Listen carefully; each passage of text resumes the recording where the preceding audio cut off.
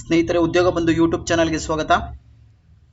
ಇವತ್ತಿನ ವಿಡಿಯೋದಲ್ಲಿ ಜಿಲ್ಲಾ ನ್ಯಾಯಾಲಯಗಳಲ್ಲಿ ಅರ್ಜಿಯನ್ನು ಕರೆದರೆ P1 process server, typist, stenographer, copy typist ಎಲ್ಲ ಹುದ್ದೆಗಳಿಗೂ ಒಂದೇ ರೀತಿಯಾದ ಅಪ್ಲಿಕೇಶನ್ ಪ್ರೋಸೆಸ್ ಇರುತ್ತೆ. ಯಾವ ರೀತಿ ಅರ್ಜಿ ಸಲ್ಲಿಸಬೇಕು ಅನ್ನೋದ್ರ ಬಗ್ಗೆ ಮಾಹಿತಿನ ತಿಳಿಸ್ಕೊಡ್ತೀನಿ. ಮೊದಲಿಗೆ ಈ ರೀತಿಯಾದ ಪೇಜಸ್ ಬರುತ್ತೆ. ಈಗ ಸದ್ಯಕ್ಕೆ ಕೆಲವೊಂದು ಜಿಲ್ಲೆಗಳಲ್ಲಿ ಕರೆಯಲಾಗಿದೆ, ಆ ಜಿಲ್ಲೆಗಳಿಗೂ ಇದೇ ರೀತಿಯಾದ ಅಪ್ಲಿಕೇಶನ್ ಹಾಕಬಹುದಾಗಿರುತ್ತದೆ. ಈ ರೀತಿಯಾದ ಪೇಜ್ ಓಪನ್ ಆಗುತ್ತೆ. ಎಲ್ಲಾ ಜಿಲ್ಲೆಗಳು ನ್ಯಾಯಾಲಯ ಅಪ್ಲಿಕೇಶನ್ ಕರೆದಾಗೂ ಕೂಡ ಇದೇ ರೀತಿ ಆಗಿರುತ್ತದೆ. ಆನ್ಲೈನ್ ಅಪ್ಲಿಕೇಶನ್ ಅಂತ ಈ ತರ ಆಪ್ಷನ್ ಇರುತ್ತೆ, ಹಾಗೂ ಮೇಕ್ ಪೇಮೆಂಟ್, ರೀಪ್ರಿಂಟ್ ಈ ಪೇಜ್ ಓಪನ್ ಆಗುತ್ತೆ. ನೀವು ಹೇಗೆ ವೆಬ್ಸೈಟ್ ಓಪನ್ ಮಾಡಬೇಕು ಅಂದ್ರೆ ಈ ಕೋರ್ಟ್, ಈಗ ಎಕ್ಸಾಂಪಲ್ ಈ ಕೋರ್ಟ್ ಯಾದಗಿರಿ, ಈ ಕೋರ್ಟ್ ಚಾಮರಾಜನಗರ, ಈ ಕೋರ್ಟ್ ಚಿಕ್ಕಬಳ್ಳಾಪುರ ಈ ರೀತಿಯಾಗಿ ಟೈಪ್ ಮಾಡಿದ್ರೆ ಅಲ್ಲಿ ರಿಕ್ರೂಟ್ಮೆಂಟ್ P1 ಇದ್ರೆ P1, ಸರ್ವರ್ ಇದ್ರೆ ಸರ್ವರ್, ಹಾಗೂ ಸ್ಟೆನೋ, ಕಾಪಿ ಟೈಪಿಸ್ಟ್ ಹುದ್ದೆಗಳ ಡೀಟೇಲ್ಸ್ ತೋರಿಸುತ್ತೆ. ಅದ್ರ ಮೇಲೆ ಅಪ್ಲೈ ನೌ ಅಂತ ಇರುತ್ತೆ. ಅದ್ರ ಮೇಲೆ ಕ್ಲಿಕ್ ಮಾಡಿದ್ರೆ ಈ ರೀತಿಯಾದ ಮೊದಲಿಗೆ ಪೇಜ್ ಓಪನ್ ಆಗುತ್ತೆ. ಅದ್ರ ಮೇಲೆ ಆನ್ಲೈನ್ ಅಪ್ಲಿಕೇಶನ್ ಮೇಲೆ ಕ್ಲಿಕ್ ಮಾಡಬೇಕು. ಕ್ಲಿಕ್ ಮಾಡಿದ್ರೆ ಈ ರೀತಿ ಕೇಳುತ್ತೆ. ಮೊದಲಿಗೆ ಇಲ್ಲಿ ಟಿಕ್ ಮಾಡಬೇಕು, ಇಲ್ಲಿ ಅಪ್ಲೈ ಅಂತ ಕ್ಲಿಕ್ ಮಾಡಬೇಕು. ಇಲ್ಲಿ ಆಲ್ರೆಡಿ ಅಪ್ಲೈಡ್ ಅಂತ ಒಂದು ಆಪ್ಷನ್ ಇದೆ, ನೋಡಿದ್ದೀರಾ? ಆಲ್ರೆಡಿ ಅಪ್ಲೈಡ್ ಆಪ್ಷನ್ ಏನು ಗೊತ್ತಾ ಅಂದ್ರೆ, ಈಗ ಅರ್ಜಿನ ಸಲ್ಲಿಸ್ಬಿಟ್ಟು ಫುಲ್ ಸೇವ್ ಆಗಿರೋದಿಲ್ಲ, ಅರ್ಧ ಅಪ್ಲಿಕೇಶನ್ ಹಾಕಿರ್ತೀರಾ, ಡಾಕ್ಯುಮೆಂಟ್ ಆಗಿರೋಲ್ಲ, ಇಲ್ಲ ಪೇಮೆಂಟ್ ಆಗಿರೋಲ್ಲ ಅಂತವರು ಮತ್ತೆ ಒಂದು ಟೆಂಪ್ರವರಿ ID ಅಂತ ಬಂದಿರುತ್ತೆ. ಆ ಐಡಿನ ಉಪಯೋಗಿಸ್ಕೊಂಡು ಇದ್ರ ಮೇಲೆ ಕ್ಲಿಕ್ ಮಾಡಿ ತಮ್ಮ ರೆಫರೆನ್ಸ್ ನಂಬರ್ ಏನು ಬಂದಿರುತ್ತೆ ಅಂತ ಹೇಳಿದ್ನಲ್ಲ ಅದನ್ನ ಹಾಕಿ, ಇಲ್ಲ ಕ್ಯಾಪ್ಚರ್ ID ಹಾಕಿ ಮಾಡಿಫೈ ಆರ್ ರೀಪ್ರಿಂಟ್ ಆಪ್ಷನ್ಗೆ ಹೋಗಿ ನೀವು ಎಡಿಟ್ ಮಾಡ್ಕೊಬಹುದು, ಇಲ್ಲ ರೀಪ್ರಿಂಟ್ ಅನ್ನು ತಗೊಬಹುದು. ಈ ರೀತಿಯಾಗಿ ಪೇಜಸ್ ಬರುತ್ತೆ. ತದನಂತರ ಇಲ್ಲಿ ಅಪ್ಲೈ ನೌ ಅಂತ ಕ್ಲಿಕ್ ಮಾಡಿದ್ರೆ ಈ ರೀತಿಯಾಗಿ ಪೇಜ್ ಓಪನ್ ಆಗುತ್ತೆ. ಇಲ್ಲಿ ನಿಮ್ಮ ಅಪ್ಲಿಕೇಶನ್ ಸ್ಟಾರ್ಟ್ ಆಗಿರೋ ದಿನಾಂಕ ತೋರಿಸುತ್ತೆ. ಯಾವ ಪೋಸ್ಟು P1 ಇದ್ರೆ P1, ಪ್ರೋಸೆಸ್ ಸರ್ವರ್ ಇದ್ರೆ ಪ್ರೋಸೆಸ್ ಸರ್ವರ್, ಟೈಪಿಸ್ಟ್, ಸ್ಟೆನೋಗ್ರಾಫರ್ ಇಲ್ಲಿ ತೋರಿಸುತ್ತೆ. ಅದ್ರ ಮೇಲೆ ಕ್ಲಿಕ್ ಮಾಡಬೇಕು.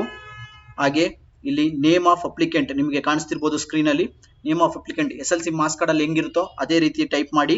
ಹಾಗೆ ಇಲ್ಲಿ ಫಾದರ್ ಆರ್ ಮದರ್ ಇಬ್ಬರಲ್ಲಿ ಯಾರ್ದ ಹೆಸರು ಕೂಡ ಹಾಕ್ಬೋದು. ಫಾದರ್ದೇ ಹಾಕ್ಬೇಕು ಅಂತೇನಿಲ್ಲ, ಇಬ್ಬರಲ್ಲಿ ಯಾರು, ತಾಯಿ ಆಗ್ಲಿ ಯಾರು ಆಗ್ಲಿ, ಮೇಲ್ ಫಿಮೇಲ್, ಹಾಗೆ ಟ್ರಾನ್ಸ್ಜೆಂಡರ್.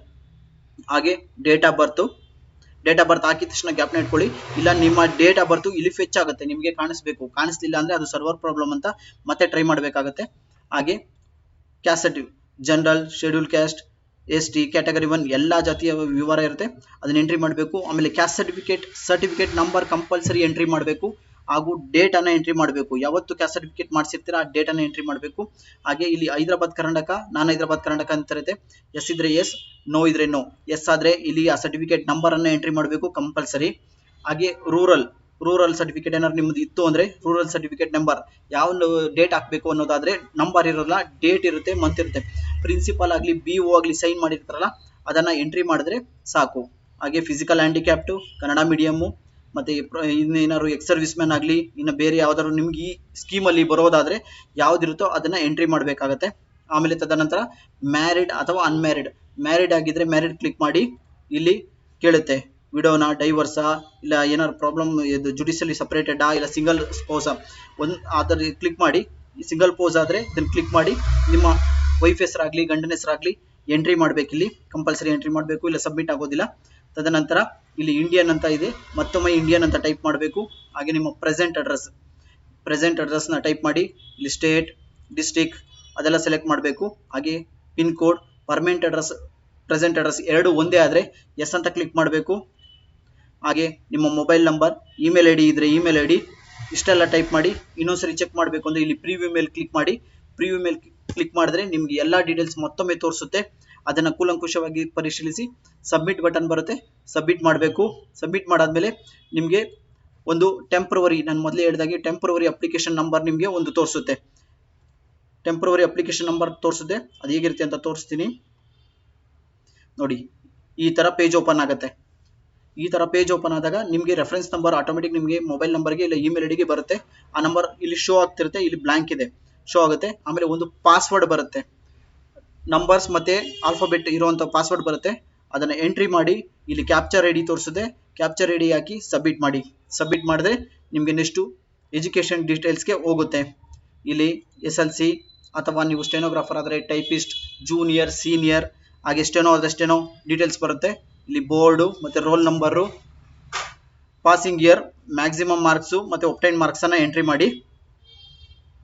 ಎಂಟ್ರಿ ಮಾಡಾದ್ಮೇಲೆ ನೆಕ್ಸ್ಟ್ ಇಲ್ಲಿ ನಿಮ್ಮ ಡೀಟೇಲ್ಸ್ ತೋರಿಸುತ್ತೆ. ಬೋರ್ಡ್ ಯಾವುದು, ಪಾಸಿಂಗ್ ಇಯರು, ಮ್ಯಾಕ್ಸಿಮಮ್ಮು ಮತ್ತು ಒಪ್ಟೈನ್ ಮಾರ್ಕ್ಸು, ಪರ್ಸೆಂಟೇಜ್ ಎಲ್ಲ ತೋರಿಸುತ್ತೆ. ನೆಕ್ಸ್ಟು ಎಲ್ಲ ನಿಮ್ಮ ಟೈಪಿಸ್ಟ್ ಆದರೆ ಟೈಪಿಸ್ಟ್ ಡೀಟೇಲ್ಸ್ ಕೂಡ ಎಲ್ಲ ಇಲ್ಲಿ ಮೆನ್ಷನ್ ಮಾಡಿ ಆ್ಯಡ್ ಮಾಡ್ಕೊಳ್ಳಿ. ತದನಂತರ ಸಬ್ಮಿಟ್ ಕ್ಲಿಕ್ ಮಾಡಿದ್ರೆ ನೆಕ್ಸ್ಟು ಫೋಟೋ ಕ್ಯಾಪ್ಚರ್ ಬರುತ್ತೆ. ಫೋಟೋ ಕ್ಯಾಪ್ಚರ್ ಮಾಡಬೇಕಾಗುತ್ತೆ. ಫೋಟೋ ಎಂಟ್ರಿ ಮಾಡಿ, ಫೋಟೋ ಮತ್ತು ಸಿಗ್ನೇಚರ್ ಎಂಟ್ರಿ ಮಾಡಿ. ತದನಂತರ ಪೇಮೆಂಟ್ ಆಪ್ಷನ್ಗೆ ಹೋಗುತ್ತೆ. ಪೇಮೆಂಟ್ನ ಕ್ಲಿಕ್ ಮಾಡಿ. ಈ ರೀತಿ ಪೇಮೆಂಟ್ಗೆ ಕೇಳುತ್ತೆ. ಇಲ್ಲಿ SBI ಇದು ಕೇಳುತ್ತೆ. ಇದನ್ನು ಟಿಕ್ ಮಾಡಿ reference number hockey, date of birth ಮತ್ತು ಕ್ಯಾಪ್ಚರ್ ID ಹಾಕಿ ಗೋ ಅಂತ ಕ್ಲಿಕ್ ಮಾಡಿದ್ರೆ ನಿಮ್ಮ ಪೇಮೆಂಟ್ ಸೆಕ್ಷನ್ಗೆ ಹೋಗುತ್ತೆ. ತದನಂತರ ರೀಪ್ರಿಂಟು ಮತ್ತೊಮ್ಮೆ ಬೇಕಾದ್ರೆ ತೊಗೊಬೋದು. ಇಲ್ಲಿ ಅಪ್ಲಿಕೇಶನ್ ನಂಬರ್ ಮತ್ತು ಡೇಟ್ ಆಫ್ ಬರ್ತ್ ಎಂಟ್ರಿ ಮಾಡಿ ಜನರೇಟ್ ಕ್ಲಿಕ್ ಮಾಡಿ. ರೀಪ್ರಿಂಟು ಮತ್ತೊಮ್ಮೆ ಇನ್ನೊಂದು ಸಾರಿ ನಿಮಗೆ ಕ್ಯಾಪ್ಚರ್ ಆಗುತ್ತೆ. Thank you.